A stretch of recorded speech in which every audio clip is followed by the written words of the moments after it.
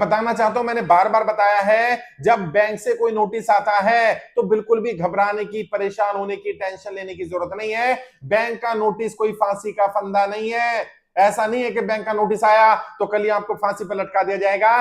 पहली बात तो प्रयास ये करना चाहिए आपके पास नोटिस ना आए, समय पर किस्त भरिए अगर भर पा रहे हैं, अगर नहीं भर पा रहे तो बैंक से बात कर लीजिए। अगर आप बैंक से बात करेंगे और आपकी बैंकिंग ठीक रही होगी, आपका ट्रैक ठीक रहा होगा, तो बैंक बहुत सारी सहूलियत दे सकता है। बैंक आपको लीन पीरियड दे सकता है, आपके लोन को रिस्ट्रक्चर कर सकता है, आपको मोरेटोरियम दे सकता है, बैंक आपको अलग अलग तरीके से राहत दे सकता है, बता सकता है कि किस तरह से आप इस मुश्किल दौर से निकल सकते हैं।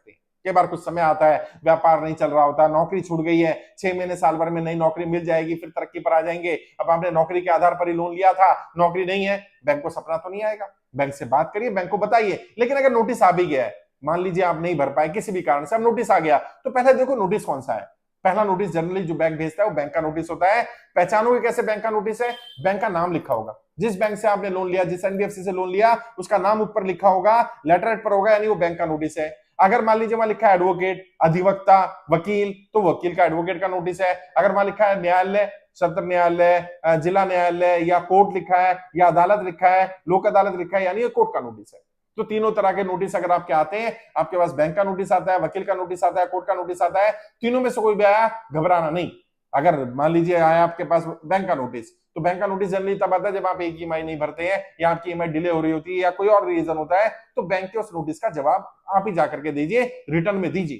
क्योंकि बैंक क्या कर रहा है, बैंक आपको रिटर्न में नोटिस भेज रहा है, रिटर्न नोटिस का जवाब रिटर्न में दिया जाए, बैंक को रिटर्न में दीजिए, ताकि पता रहे आपने, बैंक ने क्या बोला था और आपने क्या जवाब दिया।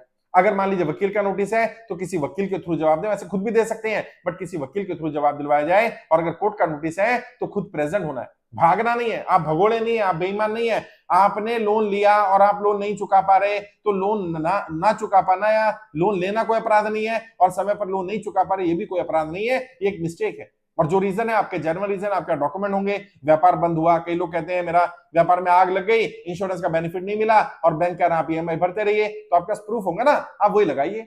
बैंक के साथ कम्युनिकेशन चालू करिए। बैंक जनरली तब तक एक्शन नहीं लेता है, बड़ा एक्शन नहीं लेता है, जब तक आप खुद भागते नहीं है। अगर आप बैंक का फोन उठाना बंद कर देंगे, बैंक से बात करना बंद कर देंगे, बैंक के लेटर का जवाब देना बंद कर देंगे, तो बैंक ये मानकर चलेगा आप विलफुल डिफॉल्टर हैं, पैसा मारना चाहते हैं। अगर आप वाकई पैसा मारना चाहते हैं तो आपकी कोई मदद नहीं कर पाएगा। लेकिन अगर आप पैसा देना चाहते हैं, वाकई ईमानदार हैं, आप पैसा मारना नहीं चाहते, तो आप सिस्टमेटिक चलिए, बैंक के नोटिस का जवाब दीजिए, रिटर्न में दीजिए, वकील के थ्रू दीजिए, कोर्ट में जाना जाइए, अपनी स्थिति को बताइए, अपने डॉक्यूमेंट्स अपने पास रखिए। और बैंक से मैंने कहा कोशिश ये करिए कि नोटिस ना आए। नोटिस कब आता है? जनरली 2 ईएमआई बाउंस होने पर, 3 बाउंस होने पर। अब आपको पता है आपकी नौकरी चली गई, अगले महीने आपकी ईएमआई नहीं जा पाएगी, आपको इस महीने मालूम है ना, इससे पहले कि आपकी ईएमआई बाउंस हो, आप बैंक से बात तो कर लो, बैंक को बताओ तो सही मेरी दिक्कत है, परेशानी है। और अगर आपके पास कुछ सेविंग है, 1-2 ईएमआई भर सकते हैं, तो ईएमआई भरते रहो, तब तक बैंक से कम्युनिकेशन करते रहो, क्या हो सकता है, क्या हेल्प मिल सकती है, क्या मैं लोन को रिस्ट्रक्चर करा सकता हूं, या रीफाइनेंस हो सकता है, कोई और तरीका कहीं से पैसा मिल सकता है जिससे कि मैं बैंक का लोन भर पाऊं। बैंक ही आपको विकल्प दे देगा। बैंक से पूछ लो कौन कौन से विकल्प है। विलफुल डिफॉल्टर मत बनो, क्योंकि अगर आप विलफुल डिफॉल्टर बनोगे, भगोड़े बनोगे, बैंक से बात नहीं करोगे, बैंक का पैसा मारना चाहोगे, तो मैं या कोई भी आपकी मदद नहीं कर पाएगा। मदद तभी हो सकती है, उन्हीं की होगी जो ईमानदार हैं, जो पैसा देना चाहते हैं, दे नहीं पा रहे हैं, स्थिति खराब है।